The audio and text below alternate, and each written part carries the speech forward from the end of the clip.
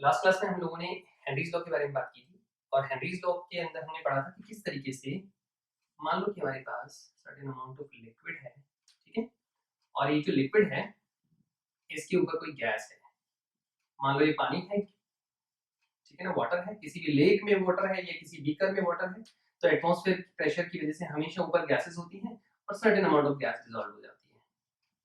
हम ये कहते हैं कि अमाउंट ऑफ गैस जो अंदर डिसॉल्व हुई है वो प्रेशर पे डिपेंड करेगी, यानी कि सॉल्युबिलिटी ऑफ गैस, ठीक है ना, solubility of gas in liquid, solubility of gas in liquid is directly proportional to the pressure exerted, कितना प्रेशर एक्सर्ट किया है इसके ऊपर डिपेंड करेगी solubility of gas में। यहाँ तक क्लियर है सब लोगों को?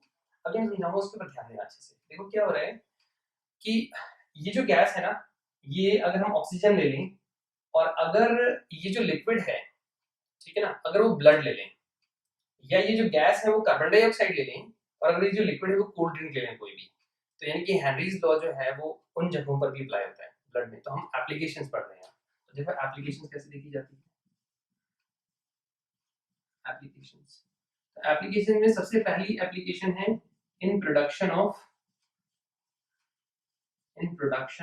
Carbonated drinks. कार्बोनेटेड जितनी भी बेवरेजेस होती हैं, चाहे वो कोक हो, चाहे वो सोडा वाटर बॉटल्स हो, उन सब के अंदर क्या होता है कि हाई प्रेशर के ऊपर कार्बन डाइऑक्साइड भरी जाती है फॉर द प्रिजर्वेशन पर्पस और for the low temperature retain करने के पर्पस से, ठीक है ना। तो कार्बन डाइऑक्साइड हाई प्रेशर पे भरी जाती है। जैसे ही आप बॉटल को ओपन करते हो, ये घर पे भी करके देख सकते हो, जैसे ही आप बॉटल को ओपन करते हो तो जो ट्रांसपेरेंट बॉटल्स हैं उनमें से इमीडिएटली आपको बबल्स निकलते हुए दिखाई देंगे।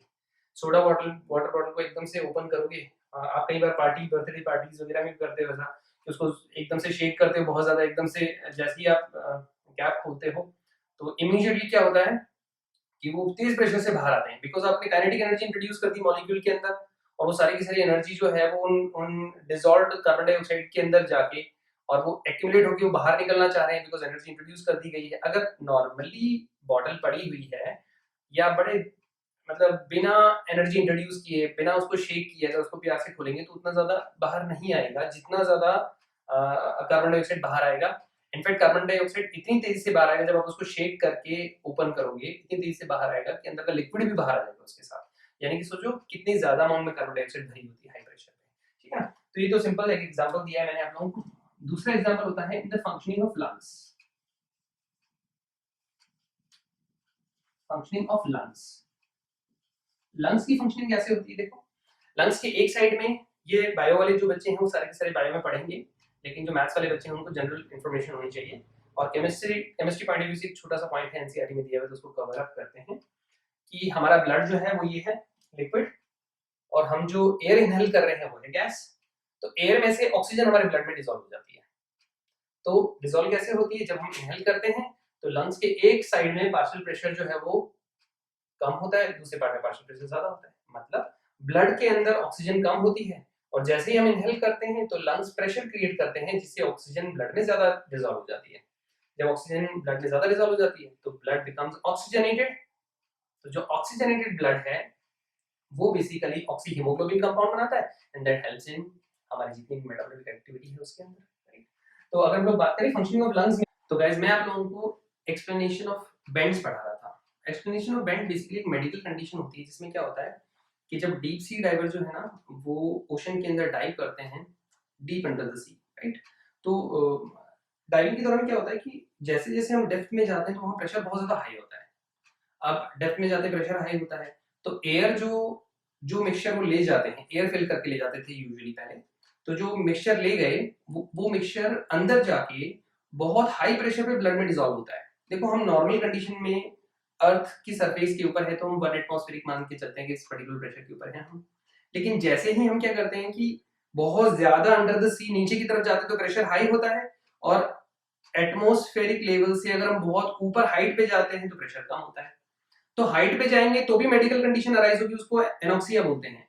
और डीप सी के अंदर जाएंगे तब भी मेडिकल कंडीशन अराइज होगी। In both of the cases medical condition arise होगी, राइट गाइस। तो आपको एक बात समझ आ रही होगी कि एक्सप्लेनेशन ऑफ बेंड समझा रहा हूं मैं आपको कि जो डीप सी डाइवर जब डाइव करने बहुत ज्यादा डीप इनसाइड द सी और ओशन जाते हैं तो वहां पे बहुत हाई प्रेशर के ऊपर क्या होता है, जो गैसियस मिक्सचर उनकी बॉडी में डिसॉल्व हो जाता है। ब्लड में डिजॉल्व हो जाता है। लेकिन क्या होता है कि जैसे ही वो ऊपर आते हैं तो ऊपर आने के बाद एकदम से एटमॉस्फेरिक प्रेशर रिड्यूस हो जाता है।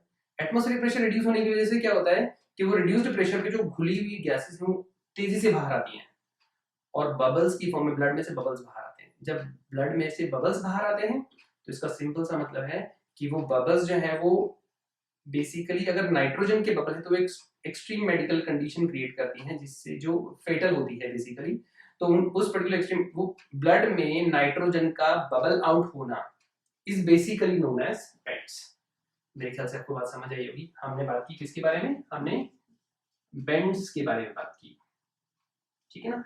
अब हम चौथा जो कंडीशन है, चौथा जो एप्लीकेशन है हेनरीज लॉ का, उसके बारे में बात करेंगे। चौथा हेनरीज लॉ का एप्लीकेशन क्या है? हेनरीज लॉ का फोर्थ एप्लीकेशन है और वो है एनॉक्सिया। एनॉक्सिया क्या है? एनॉक्सिया भी एक मेडिकल कंडीशन है। जैसे कि अर्थ क्रस्ट के ऊपर से या अबव सी लेवल अगर हम लोग बात करें, अगर सी में डीप डाउन इनसाइड जाएंगे तो नाइट्रोजन और ऑक्सीजन सारा हाई प्रेशर पे भरी जाएगी, ठीक है ना। लेकिन अगर हम क्या करेंगे कि अगर अर्थ क्रस्ट से जितना नीचे गए अगर उतना ही ऊपर जाएंगे तो ऊपर जाने पे क्या होगा, जैसे नीचे जाने पे एटमॉस्फेरिक प्रेशर बहुत हाई हो जाता है वैसे ही ऊपर जाने पे प्रेशर जो है ना वो कम होता जाता है। जैसे अगर हम माउंटेनियरिंग वाले जो लोग माउंटेनियरिंग पे जाते हैं, क्लाइंबर्स होते हैं, जैसे बड़े बड़े माउंटेन्स पासेस 4-4.5 मीटर से ऊपर की हाइट पे जितने भी लोग एक्सपेडिशन के लिए जाते हैं, जैसे काफी सारे लोग हमारी कंट्री में लद्दाख जाते हैं ट्रैवलिंग के लिए, मैं भी कई बार गया हूँ। तो वहाँ क्या होता है कि नॉर्मली लोगों को जो वहाँ रहते हैं वहाँ के लोग तो एक्लिमेटाइज होते हैं, लेकिन नॉर्मली लोगों को जो प्लेन एरिया से जाते हैं उनको ब्रीदिंग डिफिकल्टी होती है। वो ब्रीदिंग डिफिकल्टी बेसिकली एनॉक्सिया है, lack of oxygen is there, unable to think, the person is unable to think there. वहाँ पे सोचने की जो क्षमता है, कैपेबिलिटी है, वो खत्म होना शुरू हो जाती है और बहुत सीवियर हेडेक होना शुरू हो जाता है। एक्यूट माउंटेन सिकनेस भी बोला जाता है। Anoxia further acute mountain sickness में कन्वर्ट हो जाता है। तो बेसिकली क्या है कि दो चीजें देखी हमने, एक्सप्लेनेशन ऑफ बेंड्स और anoxia. Anoxia is the condition जब एक पर्टिकुलर, कहते हैं ना, अबव सी लेवल से एक पर्टिकुलर हाइट पे हम जाते हैं तो एटमॉस्फेयर में गैसेस की कमी होने के कारण अवेलेबल ऑक्सीजन कम हो जाती है। अगर डेप्थ में जाते हैं ओशन में तो हमारे पास हाई प्रेशर पे ऑक्सीजन, नाइट्रोजन और बाकी जो गैसेस हम ले गए हैं वो डिसॉल्व हो जाती है और जब हम बाहर आते हैं तो वो नाइट्रोजन की फॉर्म में, नाइट्रोजन जब ब्लड में बबल आउट होती है, बबल आउट, यहाँ पे बबल आउट होगी नाइट्रोजन, तो बेंड्स जो है वो बबल आउट होने से रिलेटेड है और एनॉक्सिया ऑक्सीजन की कमी से रिलेटेड है। क्या आप समझ पाए? इसमें एक ही चीज ध्यान रखनी है कि इसके ऊपर ना आपको एंट्रेंस एग्जामिनेशन में क्वेश्चन पूछा जा सकता है कि डीप सी डाइविंग के दौरान जो मिक्सचर है डाइवर्स वो क्या ले जाते हैं, क्योंकि वो एनसीईआरटी में मेंशन है। ऑप्शंस देंगे आप लोगों को परसेंटेज बदल बदल के। तो जैसे मैं आप लोगों को परसेंटेज लिखता हूं, यूजुअली 11.7% हीलियम लेके जाते हैं, वो हीलियम इनर्ट होती है, ठीक है ना। उसके साथ साथ 56.2% नाइट्रोजन लेके जाते हैं वो। और इसके अलावा अगर हम लोग देखें तो हमारे पास 32.1% जो है वो ऑक्सीजन लेके जाते हैं। ये गैसेस मिक्सचर लेके जाते हैं यूजुअली, ठीक है ना, डाइवर्स। अब इसमें अगर आप एक चीज नोटिस करोगे, नाइट्रोजन एटमॉस्फेयर में कितनी होती है, 78% बाय वॉल्यूम, और यहाँ कितनी है देखो 56.2%। मतलब क्या है, अगर आप एयर लेके जाओगे, ये मिक्सचर नहीं ले जाओगे डीप सी डाइविंग के दौरान, अगर आप एयर लेके जाओगे तो हाँ नाइट्रोजन इतनी ज्यादा होगी कि वो ब्लड में घुलेगी भी ज्यादा, और अगर ब्लड में वो ज्यादा घुलेगी तो बबल आउट भी ज्यादा होगी, तो बेंड्स वाली कंडीशन अराइज होगी। लेकिन अगर ये मिक्सचर लेके जाओगे तो वो ब्लड में उतनी घुलेगी ही नहीं, तो बबल आउट होने के बाद आपको प्रॉब्लम नहीं होगी, और साथ में इनर्ट गैस हीलियम भी ली है हमने। तो these are the things जो आपको एसेंशियली पता होनी चाहिए। These are applications of Henry's law। अब इसमें से एक चीज और है जो मैं आपको एक्सप्लेन करना चाह रहा हूँ, वो क्या है कि लिमिटेशंस क्या है हेनरीज लॉ की। लिमिटेशंस क्या है, तो हेनरीज लॉ का पहला लिमिटेशन ये है कि gas should not form compound. Gas should not form compound, इसका क्या मतलब है, देखो अगर मैं बोलूं कि ऊपर से जो गैस गई है वो अंदर अगर कंपाउंड बना लेगी तो वो अंदर ही रह जाएगी कंपाउंड बना के। जैसे for the sake of example कि अगर मेरे पास अमोनिया गैस है, ठीक है ना, और अगर आपने ऑक्सीजन ली अंदर तो ऑक्सीजन कंपाउंड नहीं बनाती, अंदर घुल जाती है और वो फिशेस के और एक्वेटिक लाइफ के काम आती है। लेकिन अगर उसकी जगह आपने क्या लिया, अमोनिया ले लिया ऑक्सीजन की बजाय, तो अमोनिया क्या करेगा, अमोनिया बनाएगा NH4 positive and OH negative aqueous condition में, ठीक है ना। तो वो क्या करेगी कि वो वाटर से रिएक्ट करके इस तरीके की डिसोसिएशन कंडीशन क्रिएट कर देगी। तो इसका मतलब अमोनिया अंदर जाके हेनरीज लॉ को बेसिकली डिफाई करेगी, हेनरीज लॉ एप्लीकेबल नहीं होगा। फिर से समझो क्यों नहीं होगा। देखो हेनरीज लॉ ये कहता है कि गैस उतनी ज्यादा अंदर घुलेगी जितना प्रेशर लगाओगे, और वहां इक्विलिब्रियम की बात भी थी कि अंदर गैस घुल रही है और गैस बाहर भी आ रही है, राइट गैस। प्रेशर लगाया गैस अंदर घुली हुई गैस बाहर भी आ रही है, और ये इक्विलिब्रियम मेंटेन होता है अंदर जाने वाली गैस और बाहर वाली आने वाली गैस के बराबर। लेकिन यहाँ क्या हो रहा है, अमोनिया अंदर गई, अंदर जाने के बाद वो कंपाउंड बना के अंदर ही रह गई, इसका मतलब बाहर ही नहीं आई, इक्विलिब्रियम ही नहीं बना। तो अब जितनी ज्यादा गैस अंदर कंपाउंड बनाएगी उतनी ज्यादा गैस डिसॉल्व होती जाएगी और हेनरीज लॉ नहीं लगेगा, क्योंकि solution is a homogeneous mixture of two or more non-reacting substances. That is the definition of the chapter. सबसे पहले पढ़ा था हमने। यहाँ केमिकल रिएक्शन होना शुरू हो जाएगी, डिसोसिएशन तो हो रहा है लेकिन केमिकल कंपोजिशन वेरी करना शुरू कर देगा। इस वजह से हेनरीज लॉ यहाँ पूरी तरीके से नहीं लगेगा, ठीक है ना। एक लिमिटेशन तो ये है, और दूसरी लिमिटेशन ये है कि अगर basically gas should not behave as ideal, gas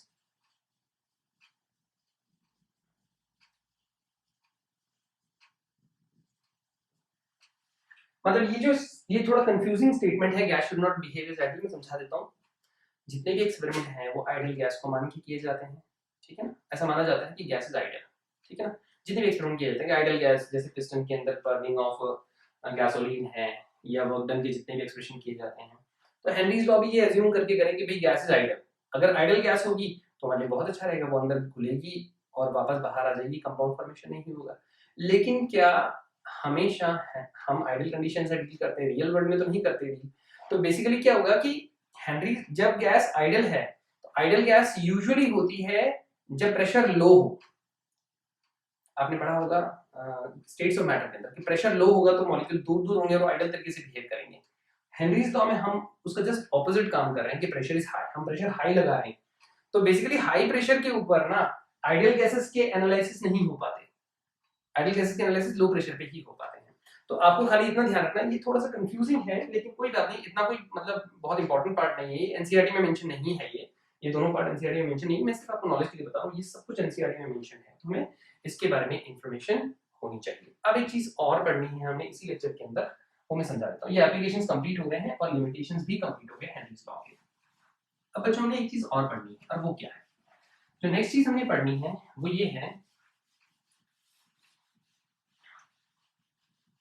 कि बेसिकली जो नेक्स्ट चीज हमें पढ़नी है वो ये है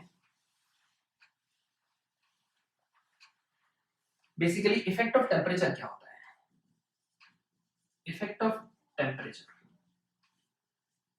on solubility, effect of temperature on solubility of gas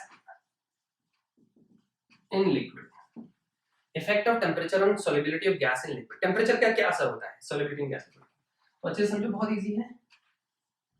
एक सिंपल सा क्वेश्चन है मेरा कि मान लो मेरे पास लिक्विड भरा हुआ है इस तरीके से, और ऊपर से आपने क्या करा है, क्या डाला है, गैस।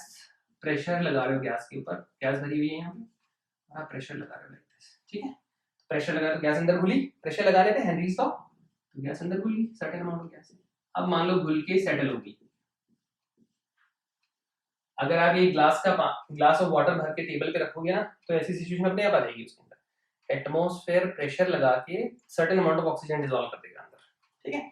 तो certain amount of gas normal condition में एटमॉस्फेयर में, कोई लेक है, कोई रिवर है, ठहरा हुआ कहीं पे पानी है, लेक में है, मान लो कोई तालाब है छोटा, कोई वेल है, बहुत सारा पानी इकट्ठा हो गया, नहर है, बहुत सारा पानी इकट्ठा हो गया, उस पानी के अंदर हमेशा एटमॉस्फेरिक प्रेशर की वजह से ऑक्सीजन डिसॉल्व होती है। यहाँ तक क्लियर। अब हम क्या कर रहे हैं, इफेक्ट ऑफ टेम्परेचर देख रहे हैं। तो आपको पता है यहाँ क्या है, गैस प्लस लिक्विड। हम गैस प्लस लिक्विड, ठीक है ना। गैस मान लो कि ऑक्सीजन ले ली, और लिक्विड मान लो कि हमारे पास क्या ले लिया, लिक्विड मान लो कि वाटर ले लिया, ठीक है ना। तो हमारे पास क्या हुआ, डेफिनेटली ये सोल्यूट है और ये सॉल्वेंट है, ठीक है गाइस। और अब अगर गौर से देखोगे तो आपको पता चलेगा कि यहाँ पे गैस इन लिक्विड सोल्यूशन बना, गैस इन लिक्विड सोल्यूशन क्या बना, गैस इन लिक्विड सोल्यूशन। ठीक है गाइस, गैस लिक्विड, प्रेशर लगाया, गैस अंदर घुल गई, गैस से लिक्विड सोल्यूशन बन गया। अब गौर से समझना जो मैं समझा रहा हूँ, बहुत इजी है। ये जो प्रोसेस है घुलने की, ये गैस जब अंदर घुलती है तो गैसेस मॉलिक्यूल की काइनेटिक, मैं आपसे सिंपल सी बात पूछता हूँ कि मुझे बताओ गैसियस स्टेट में काइनेटिक एनर्जी ज्यादा होती है मॉलिक्यूल्स की या लिक्विड स्टेट में? तो आप सिंपल आंसर दोगे सर गैसियस स्टेट में काइनेटिक एनर्जी मतलब मूवमेंट बहुत ज्यादा होगी। तो गैसियस मॉलिक्यूल जब अंदर जाएंगे तो हाई एनर्जी से कम एनर्जी की तरफ जाएंगे, और कोई चीज हाई एनर्जी से कम एनर्जी, ज्यादा पैसे से कम पैसे की तरफ जा रहा है, इसका मतलब पैसा खर्च हो रहा है। ज्यादा एनर्जी से कम एनर्जी की तरफ जा रहे हैं मॉलिक्यूल, ज्यादा काइनेटिक, ज्यादा रैंडम थे, ज्यादा काइनेटिक एनर्जी से कम काइनेटिक एनर्जी वाली स्टेट में जा रहे हैं मॉलिक्यूल, तो एनर्जी का लॉस हो गया। डेल्टा एच क्या हो गया? नेगेटिव। नेगेटिव मतलब एंडोथर्मिक या एक्सोथर्मिक? Obviously exothermic. एक्सोथर्मिक। क्या आप समझ पा रहे हैं? अब जो मैं समझाऊंगा उसको अच्छे से समझना, अच्छे से रिलेट करना कि gas plus liquid gives out to be gas and liquid solution. ठीक है, जो गैस एंड लिक्विड सॉल्यूशन बना है वो एक्सोथर्मिक है, गैस जब अंदर होती है तो एनर्जी रिलीज होती है। अब ली चार्टिलियस प्रिंसिपल लगाएं यूजिंग ली चार्टिलियस प्रिंसिपल। ली चार्टिलियस प्रिंसिपल कहता है कि एक्सोथर्मिक रिएक्शन पे अगर टेम्परेचर बढ़ाया तो इक्विलिब्रियम बैकवर्ड डायरेक्शन में आएगा और अंदर घुली हुई गैस बाहर निकलना शुरू हो जाएगी। तो अंदर घुली हुई गैस के मॉलिक्यूल इस तरीके से बाहर निकलना शुरू हो जाएंगे, अंदर घुली हुई गैस इस तरीके से बाहर मॉलिक्यूल निकलना शुरू हो जाएंगे। अब गैस के मॉलिक्यूल जब बाहर निकलेंगे तो इसका मतलब इनकी एस्केपिंग आउट टेंडेंसी बढ़ेगी, यानी कि यूजिंग ली चार्टिलियस प्रिंसिपल टेम्परेचर बढ़ाने पे gas will come out of the liquid. तो सॉल्युबिलिटी जो है, अगर मैं बोलूं कि सॉल्युबिलिटी जो है टेम्परेचर बढ़ने के साथ साथ घटती है, लाइक दिस।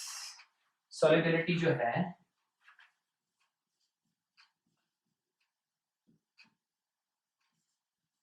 सॉल्युबिलिटी जो है, गैस कितनी सोल्यूबल थी, टेम्परेचर बढ़ाया कितनी कम हो गई सोल्यूबल। क्या समझ पा रहे हैं? यानी कि सॉल्युबिलिटी ऑफ गैस टेम्परेचर बढ़ाने पे, ये गैसेस, ये जो एरोज मैंने लगाए हैं ना, ये एरोज रिप्रेजेंट कर रहे हैं कि गैसेस मॉलिक्यूल टेम्परेचर बढ़ाने पे बाहर आ रहे हैं। That is solubility of gas in liquid. मेरे ख्याल से आपको बहुत अच्छे से समझ आ गया होगा। एक दो टॉपिक हमने कवर अप करने थे इस लेक्चर के अंदर, तो एप्लीकेशंस ऑफ